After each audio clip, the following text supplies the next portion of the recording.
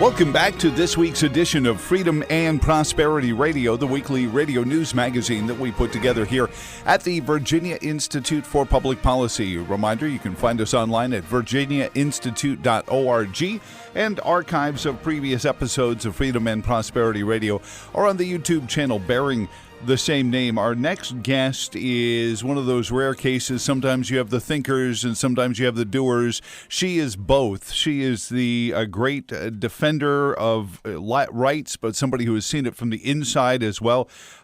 Federal prosecutor, Department of Justice, and now author. Second time over, Sidney Powell is on the phone with us. Good morning, Sidney. How are you doing today? Good morning. I'm fine. Thank you. I don't know how you have time for it all. Of course, you know, folks see you in the news and defending General Flynn and, working on cases involving this kind of misconduct at the highest level. But this is not news for you. You've seen it from the inside out. The new book is called Conviction Machine and How to Stand Up to Federal Prosecutorial Abuse. She's co-authored it with another friend of the program, Harvey Silvergate, who you may recall is the author of 3 Felonies a Day, which we've talked about in the past as well. Some would say that this isn't the time to be talking about this, where we've got a virus to fight, but as more and more people hear about more and more lockdowns, shutdowns, restrictions on travel, I think this is the time to talk about what your rights are and what your responsibilities are within them. Is that a fair thing to say? Yeah, I think it is a fair thing to say. I mean, Harvey and I have both been concerned for a long time that the government is just trying to control too much of our lives. That's not to challenge, public health issues, but at the same time, that's how liberties are lost. And I just heard yesterday that somebody, a minister, had been arrested for holding a church service. Even though they had been doing everything they could to keep social distancing and to meet the guidelines. I saw that story as well. And we're in a scary place if that's happening in the United States of America. Yes, we are. And I think we've just gone overboard in our response to this virus, and the media has done everything it possibly can to stir up terror. I mean, they're using it as a terrorist tactic of their own to scare people to death, and that's just absolutely destroying the economy. I think the president's right. The cure is going to be worse than the disease. I think you're right, but I think it's also being used as a political weapon, and sometimes we see these prosecutions as the same thing as well, Sidney. Often prosecutors locally will make their bones by saying, I'm tough on crime, by just throwing lots of people in jail.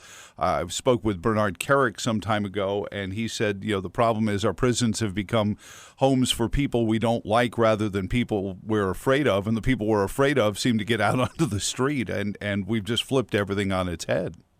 Yes, it's all backwards. And I would also encourage everyone to read Bernie Carrick's book, From Jailer to Jailed. I mean, if you read License to Lie, my first book, Harvey's first book, 3 Felonies a Day, Conviction Machine, and From Jailer to Jailed, you'll have the overview of everything wrong in our criminal justice and prison systems. Well, I also want to point out that in this book, and it's a great book, but there are action items at the end.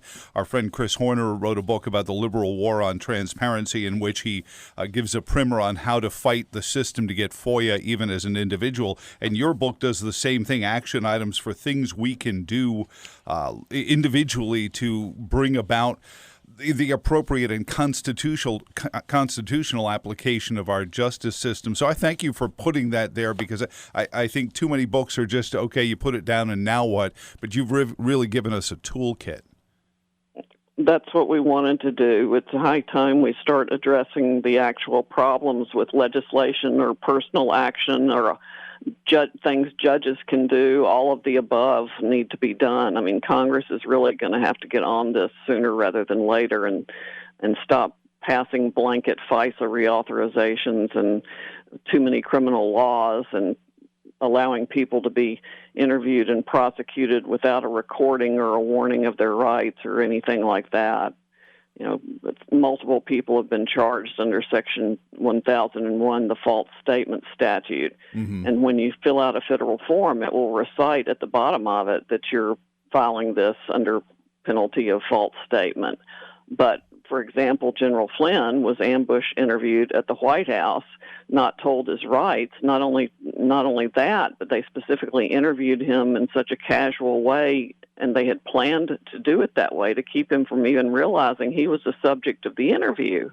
Even then, he asked, should I get a lawyer? And they said, nah, we're just chit-chatting. And, that's really the kind of con that we see law enforcement doing. You mentioned FISA courts. We used to work in Pennsylvania, and Tom Ridge was a regular contributor to my program when he was governor. And I remember his exit interview with me. He was leaving to take up this newly created Department of Homeland Security. And I said to him, Tom, how is any of this constitutional? And he said, oh, well, we're going to have the toughest judges out there, and nothing is getting past them. And then we see 98% approval rating for FISA warrants. I can't believe every FISA warrant is so buttoned up that they're going to be approved at that level, Sidney. Yeah, I think it's more like 99.9%. They've just rubber stamped everything. That's obvious from their approval of the Carter Page applications. I read that application to the extent it wasn't redacted, and there wasn't a first-hand allegation of wrongdoing in there against anyone. It was absurd. No judge should have signed that warrant. Mm-hmm.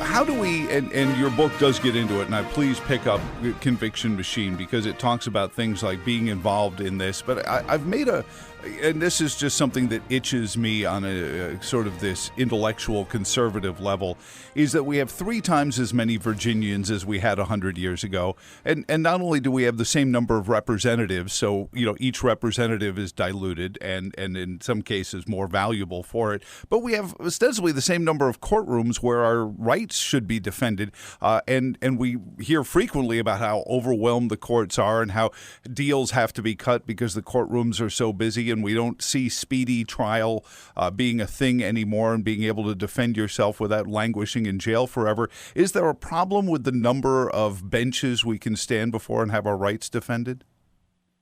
I don't think it's a problem of the benches as much as it is a problem of prosecutors indicting too many people and for wrong things and making up crimes and hiding evidence that show people are innocent. The reason we entitled it Conviction Machine is because that's what the justice system has become. We've lost the presumption of innocence. People think if you're indicted, you must have done something wrong. That's not true at all. Prosecutors are absolutely making up crimes in some cases. That's how Arthur Anderson and 85,000 jobs were destroyed, the venerable accounting firm. Prosecutors pieced together parts of 2 different statutes to make a crime out of something that wasn't. The same thing happened to Merrill Lynch executives that wound up in a 6-week trial in Houston, Texas. It was absurd. They made up an offense. They criminalized innocent conduct, and they got them convicted because anybody could have been convicted in Houston in the wake of the Enron collapse. And 6 weeks of a courtroom and all the government resources, hundreds of millions of dollars in legal fees on both sides, no doubt, for nothing. Yeah, 4 innocent men went to prison for up to a year, and it was reversed. 12 out of 14 counts were reversed 2 years later, and it should have been, or a year later, and it should have been all 14 out of 14. You bring up the time and the amount. Certainly, there's a cost to a defense where if you're trying to get that appeal, get that heard in another court or go up the ladder, it's not just prosecution; it's persecution because not everyone has the resources to hire a Sidney Powell, not just for a trial, but perhaps for the appeal that comes later. And so most of us are faced with, okay, I guess I'm just going to have to take it because I can't afford to defend myself. That's why the plea rate is so high. They charge people with so many different crimes and ratchet up the sentencing guidelines by the way they charge it, that people feel like they have to plead to have any hope of ever getting out from under it. The conviction rate itself is, I think it's about 98%, and 95% of the cases plead. That's why it's next to impossible to defend against so many heavy charges. And we've got to remember the presumption of innocence. Mm-hmm.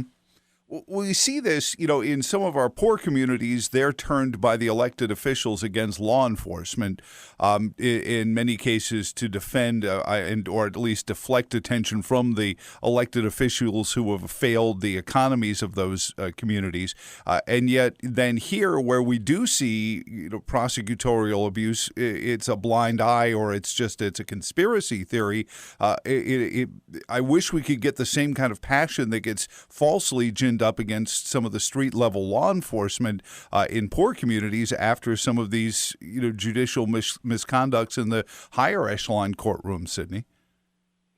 Yes, it needs a lot more attention, and that's another reason we wrote Conviction Machine. People just don't realize how bad it is and how prevalent it is. They want to say, oh, it's just a few random cases. Well, no, it's not. It's much broader than that. And the FBI obviously has been completely out of control for multiple years now. We're just seeing misconduct all over the place. They should not have the ability to write a 302. Every interview they do should have to be recorded. Mm-hmm. The very idea that somebody can be prosecuted on the basis of the notes two agents take, their word against the defendants for what was said, when every agent has at least one recording device in his pocket at all times. But they don't want to record it. Mueller testified against it ages ago. It was just be too much for them to handle, too difficult. Well, that's a bunch of hooey. It would take less time for the agents to make the recording and turn it in to be transcribed than it does for them to take notes, wonder if they've got it right, or even if they're well-intentioned. Obviously, they manipulate it. If they're not well-intentioned, that happens all the time, even under the best efforts to recollect. That happened in General Flynn's case, too. We still don't have the original 302, and the 302s we wound up with were edited at multiple stages until it was approved by Andrew McCabe himself. That's amazing that you can get that kind of because evidence is evidence and testimony. I was always told that FBI agents travel in pairs so that one can be a witness for the other, and it becomes harder to, create a conspiracy. But I guess facts not in evidence to create a pun out of it. But it seems like FBI agents can play fast and loose with their own responsibilities of being witnesses to one another's conduct. They do it all the time.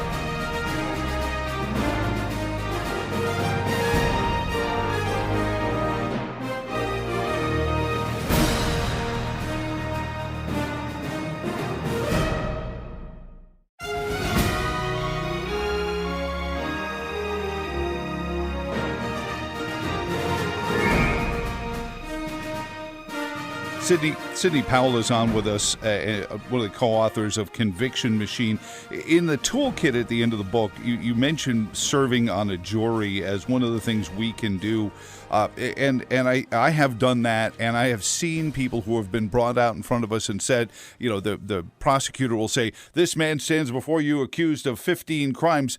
And if you hear the crimes, you realize that they're so redundant. It's breaking and entering, illegal entry into a building, being in the trespassing by illegal entry. And it's like 6 different ways to say the same thing. But the number says, oh, he's charged with 14 things. He's got to be guilty of some of it. Right. Yep. There's that tendency, and the fact that he has to defend against the 14 different things escalates his cost enormously. I mean, they can all derive from the same incident, and they're still, because they have different elements, he can be punished on each of them. That's over-criminalization in a huge way, not to mention the stacking of charges that prosecutors love to do, which is another reason people feel like they have to plead guilty. Judge Jed Rakoff wrote an excellent short article that I would also commend to everyone's reading called Why the Innocent Plead Guilty. It happens on a regular basis. You have a section in the book, Where Have All the Judges Gone, Sidney, and you talk about their role. Have our judicial appointees, and in some cases elected ones as well, found themselves to be too political. We often accuse the progressive left of trying to legislate from the bench. Have the judges become willing co-conspirators in that legislating from the bench and creating precedent rather than law? Certainly a large number of them have. I would say the Obama appointees are probably the worst, but that's not true, obviously, in every case. Mm-hmm. Some judges just don't want to hold the government's feet to the fire when that's exactly what needs to be done. Prosecutors routinely say, oh, yes, we're aware of our obligation to produce exculpatory evidence to the defense under Brady, and we've honored that. They honor it only in the breach. That is probably the single biggest violation that runs rampant through state and federal systems, is prosecutors not producing to the defense all the evidence that contradicts the government's case. And then that means there's no way you got a fair trial if the government's hiding evidence that might impeach their witness or show that you're innocent. So we've got probably 5% of our prison population is completely innocent because the government made up charges against them or got the wrong person. Mm. And another 5 to 10% you can't tell because they didn't get a fair trial at all. That's amazing to me that goes on. But I guess when you become big enough as a government can be, and you're trying to make the case that you're being tough on crime, what kind of elected officials should we be looking for to fight this? What should they be telling us as we go into election seasons, Sidney? Because, whether or not this coronavirus is cleared up or not, where there are going to be elections in November, I can hope. And what should we be hearing from the Senate candidates about judicial reform, or the congressional candidates, or even then next year when the General Assembly comes up? Right. I mean, we really need legislators and elected officials who are willing to apply the same standards to government officials that they seek to hold everyone else accountable by.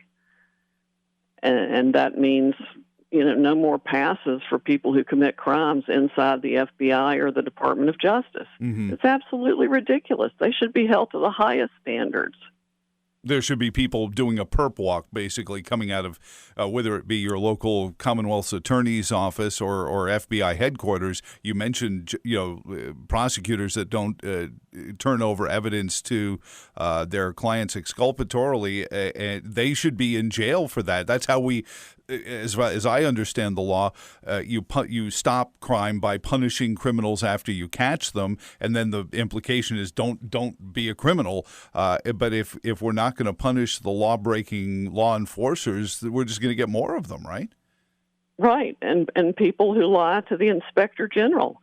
I mean, they're under oath. Their interview's fully recorded. They know exactly what's going on. But people in the FBI and people in the Department of Justice have lied to the Inspector General and just been given a pass.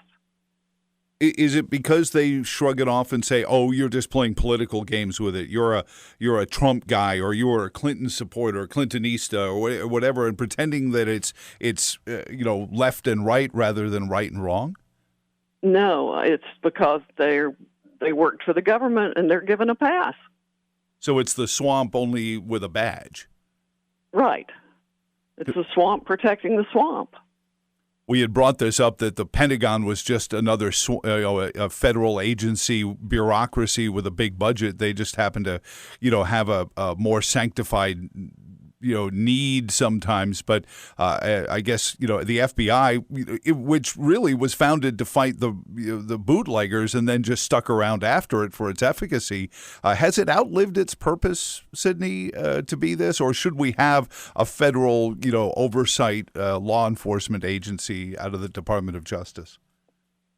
I think it has a very important purpose, but the culture has to be recreated to truly stand for fidelity, bravery, and integrity. Integrity being the key word there.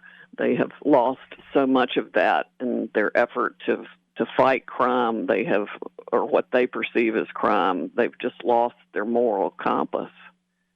We need to get it back because I see it again in the poor and in many cases black communities where law enforcement is turned into the villains, and then in these white collar situations on the federal level where they're given a hall pass.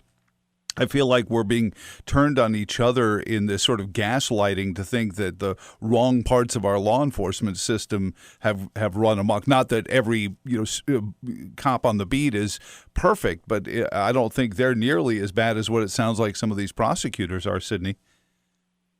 Well, and on top of that, prosecutors have absolute immunity. Police officers have to make split-second decisions with things happening very fast around them, and they're adrenaline pumping and often trying to save their own lives, which they're certainly entitled to do, whereas prosecutors sit in the deliberation of their offices and plan out these diabolical ways of destroying people's lives with the stroke of a pen on an indictment. But prosecutors have absolute immunity. That's got to end. Congress can abolish absolute immunity for prosecutors and at least make them operate under the same qualified immunity that police officers have to operate under. I think so. And how much of this tracks back to the war on terror, Sidney? Last one for you.